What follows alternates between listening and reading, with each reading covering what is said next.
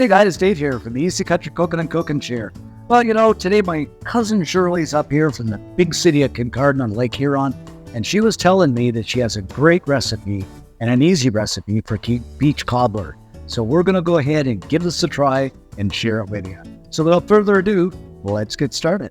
Okay, we're just going to get started here, guys, by peeling on some of Shirley's homemade, well, they're not homemade, peaches from the garden. Tell us a bit about your peaches, Shirley.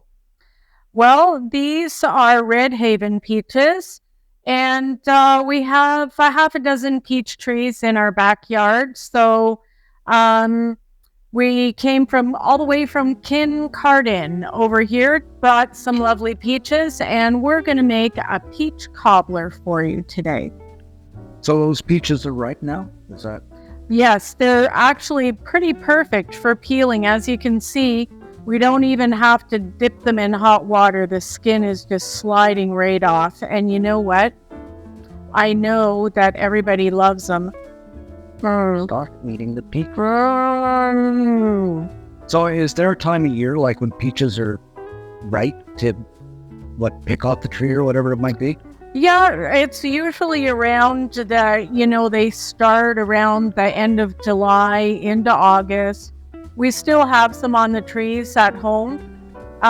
What we find with the peaches is we have to pick them when they're still a little bit on the firm side, because if they leave them too long, they'll actually rot pretty quickly on the trees and then they're no good. So when I picked these to bring them over, they were still a little bit firm, but they're perfect now. Yeah.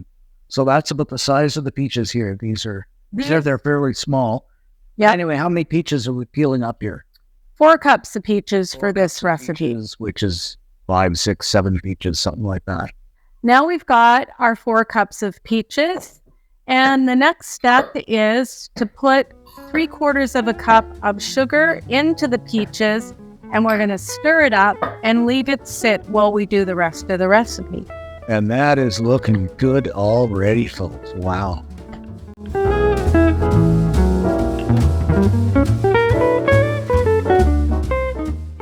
Okay, so what's next up here, Shirley? So next what we do is put 6 tablespoons of butter in our baking pan. Unsalted butter? Unsalted butter, correct, Dave. And then while the oven is warming up to 350 degrees, we're going to put the pan in, let it warm up in the oven, so when we pour our batter in, our batter is going to sizzle a little bit and get all crunchy with that nice hot butter. That's a good idea. Here we go. Yeah. That idea. Okay. Good stuff. Yeah. And into the oven we go.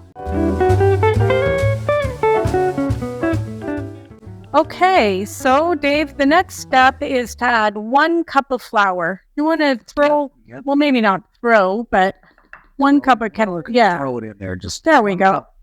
Of all-purpose flour, right? There we go. And the same thing with the sugar, 1 cup of granulated white sugar. So we're just going to mix in the sugar. There's a couple little chunks there. We'll mush those.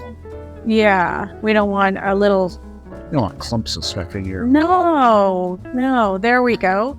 Next up, we're going to add 2 teaspoons of baking powder. Powder, not soda. Powder, yeah. That'll give it a little bit of a rise. And we'll give that a little mix in. There we go. Okay, so now we're going to do 1/4 of a teaspoon or a generous pinch of salt in there to help bring out the flavors. A good pinch, depending on how big your pinch is. Exactly. Yeah, I tend to be not too much of a measurer myself. Maybe I should measure more, but... Okay, so now what we're going to do is add 3/4 of a cup of milk, and then we're going to stir it just until it's mixed. We don't want to overmix it. Now, does it matter what kind of milk? 2%? Homogenized? You know what? I just use whatever I have in the fridge, dude. Okay. So here we go with the milk. So that is 2% butter. Yes, this one is 2%. So we're going to give it a mix, but not over mix. So there we go. It's an interesting texture. Yeah, I think it's shiny because there's a lot of sugar in there, and then the milk too. So there we go. It's mixed. I'm not going to mix it any more than that. You can see Maybe I'll get the camera in there. And I know you want to have a look at this. yeah, you can see there's still a few little lumps of flour and stuff, but once it's cooked, that gives it some air bubbles in it. So there we go. It's all ready to go. We just need to put it in the cooking pan now. Now, Shirley, the butter is done. We're just going to pour that batter in and those peaches over the top. Just look at those peaches. And what I love is the smell. Ripe peaches and cooking butter. Yeah. Yum. Now, does it or does sugar make those peaches really glossy? They are really glossy, and it also brings the juice out. Yeah, I was going to say it extracts that juice, right? And if you look right over here, you can see putting it in the hot pan has already caused the batter to rise up a little bit. Just check that out, guys. They're on the side of the pan. Wow.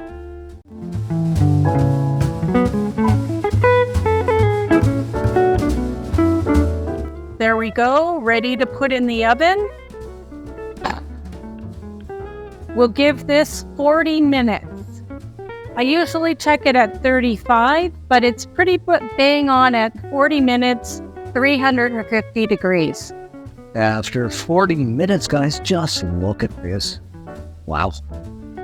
Absolutely incredible. Peach cobbler at its best, right, Shirley? Absolutely. I wish you could smell it. Oh, The butter and the peaches, it's just, I can't wait to taste it. So good. Look at it steam. So all we're going to do, guys, we're just going to wait for this to solidify up a little bit, and then we're going to taste test it. Okay, guys, Shirley's going to dig in there and scoop some of this out. And oh, just look at this peach cobbler. And into a ramekin. Next, we're going to put a little scoop of some delicious vanilla ice cream in there. With a top. Maybe just a couple more peaches.